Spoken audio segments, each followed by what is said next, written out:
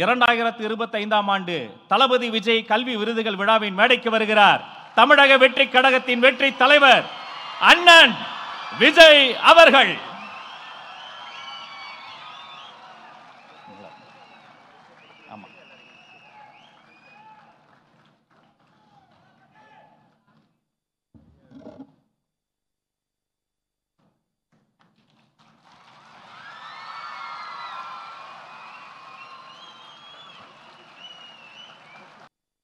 My dear young leaders and parents,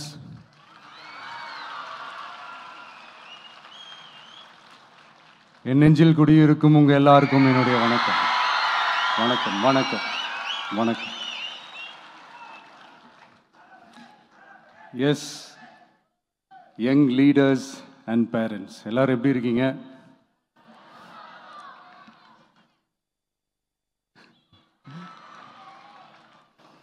உங்க எல்லாரையும் சந்திச்சதுல மிக்க மிக்க மகிழ்ச்சி. Thank you thank you. Love you too.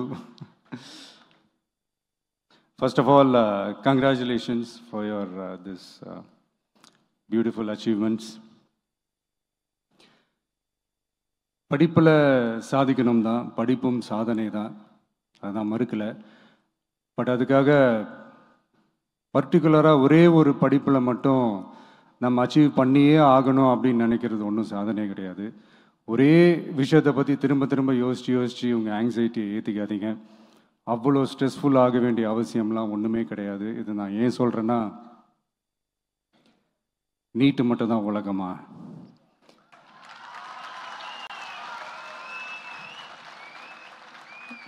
நீட்டை தாண்டி இந்த உலகம் ரொம்ப ரொம்ப பெருசு. அதில் நீங்கள் சாதிக்க வேண்டியது பல விஷயங்கள் இருக்குது. அதனால் இப்போவே உங்கள் மைண்டை ரொம்ப ஸ்ட்ராங்காக வச்சுக்கோங்க, டெமோக்ராட்டிக்காக வச்சுக்க கற்றுக்கோங்க. ஏன்னா டெமோக்ரஸின்னு ஒன்று இருந்தால் தான் இந்த உலகமும் சரி, இந்த உலகத்தில் இருக்கிற எல்லா ஃபீல்டும் சரி, ஒரு ஃப்ரீடமாக இருக்க முடியும். அது மட்டும் இல்லை, ஒரு முறையான ஒரு டெமோக்ரஸி இருந்தாலே போதும், எல்லாருக்கும் எல்லாமும் ஈக்குவலாக கிடைக்கும். அதனுடைய ஃபஸ்ட்டு ஸ்டெப்பாக உங்கள் வீட்டில் இருக்கிற எல்லாருக்கிட்டையும் சொல்லுங்கள், அவங்கவுங்களுடைய ஜனநாயக கடமையை ஒழுங்காக செய்ய சொல்லுங்க.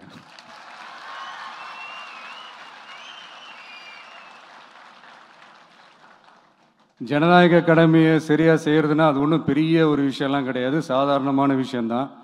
நல்லவங்க, நம்பிக்கையானவங்க, இது வரைக்கும் ஊழலே செய்யாதவங்க யாருன்னு பார்த்து தேர்ந்தெடுக்க சொல்லுங்க. அவ்வளோதான், as simple as that. அதுதான் அந்த கடமை. நான் ஒரு 2 years பேக் இதே ஸ்டூடெண்ட்ஸ் ஃபங்க்ஷனில் நான் சொல்லியிருந்தேன், இந்த காசு கொடுத்து ஓட்டு வாங்கி ஜெயிச்சிடலாம்னு நினைக்கிறாங்க இல்லையா, அவங்கள அந்த கல்ச்சரே யாரும் என்கரேஜ் பண்ணாதீங்க, யாரும் காசு வாங்காதீங்க, உங்கள் பேரண்ட்ஸ்கிட்டையும் எடுத்து சொல்லுங்கன்னு நான் சொல்லியிருந்தேன். அதை அப்படியே ஃபாலோ பண்ணுங்க. ஆனால் நீங்கள் வேணால் பாருங்கள், அடுத்த வருஷம் என்ன நடக்க போகுதுன்னு.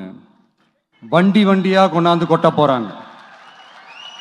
அது அத்தனையும் உங்ககிட்ட இருந்து கொள்ளையடிச்ச பணம் தான். என்ன பண்ண போறீங்க?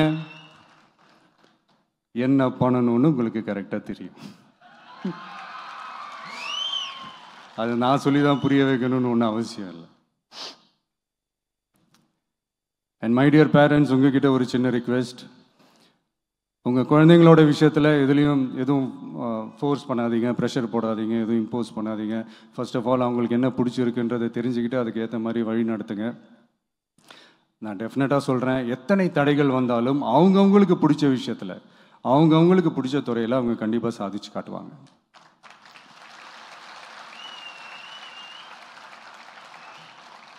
அண்ட் இன்னொரு முக்கியமான விஷயம் உங்ககிட்ட நான் ஷேர் பண்ணணும்னு நினச்சது என்னென்னா, இந்த சாதி மதத்தை வச்சு இந்த பிரிவினை வளர்க்கிற அந்த சிந்தனை பக்கமே போயிடாதீங்க. அந்த சிந்தனை உங்களையோ இல்லை உங்கள் மைண்டையோ டிஸ்டர்ப் பண்ணுற அளவுக்கு அதை அலோவ் பண்ணவே பண்ணாதீங்க. விவசாயிகள் என்ன சாதி மதம் பார்த்தா பொருளை விளைய வைக்கிறாங்க? தொழிலாளர்கள் என்ன சாதி மதம் பார்த்தா பொருளை உற்பத்தியில் ஈடுபடுறாங்க? இவ்வளோ ஏன் இயற்கை அம்சங்களான வெயில் மழையில் சாதி இருக்கா, மதம் இருக்கா? எப்படி இந்த போதை பொருட்களை எப்படி நம்ம அறவே ஒதுக்கி வைக்கிறோமோ அதே மாதிரி இந்த சாதி மதத்தையும் ரொம்ப ஸ்ட்ரிக்டாக தூரமாக எவ்வளோக்கு எவ்வளோ தூரமாக அதை ஒதுக்கி வைக்கிறீங்களோ அவ்வளோக்கு எவ்வளோ அதை தூரமாக ஒதுக்கி வச்சிருங்க. அதுதான் எல்லாருக்குமே நல்லது. ஏன்னா இப்போ ரீசெண்ட் டைமில் பார்த்தீங்கன்னா தந்தை பெரியார் அவர்களுக்கே சாதி சாயம் பூச ட்ரை பண்ணுறாங்க. ஒன்றிய சிவில் சர்வீஸ் எக்ஸாமில் கூட சாதி சாயம் பூசுகிற மாதிரி ஒரு கேள்வி ஒன்று கேட்டு வச்சிருக்கிறாங்க. இதையெல்லாம் வன்மையாக கண்டிக்கிறோம்.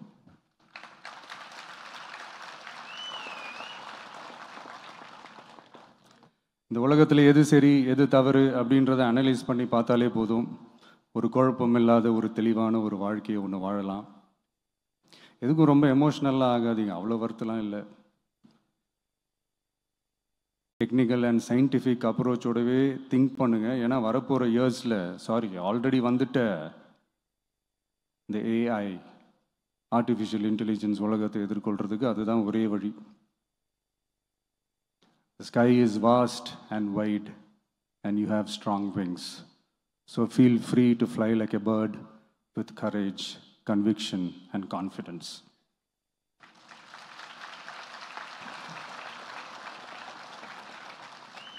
எவ்வளவோ பண்ணிட்டோம், இதை பண்ண மாட்டோமா? எவ்வளவோ பார்த்துட்டோம், இதை பார்க்க மாட்டோமா அப்படின்ற அந்த பாசிட்டிவ் நோட்டோடவே ட்ராவல் பண்ணுங்க. கான்ஃபிடென்ட்டாக இருங்க, நல்லதே நடக்கும், வெற்றி நிச்சயம்.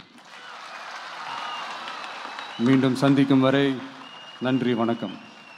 நான் அடுத்த செட் ஆஃப் ஸ்டூடெண்ட்ஸ் கூட நான் நெக்ஸ்ட் வீக் போல் நான் மீட் பண்ணுறேன்.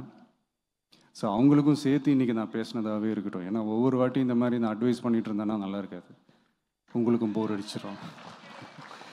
So thank you. எல்லோரும் வாங்க, மீட் பண்ணுவோம்.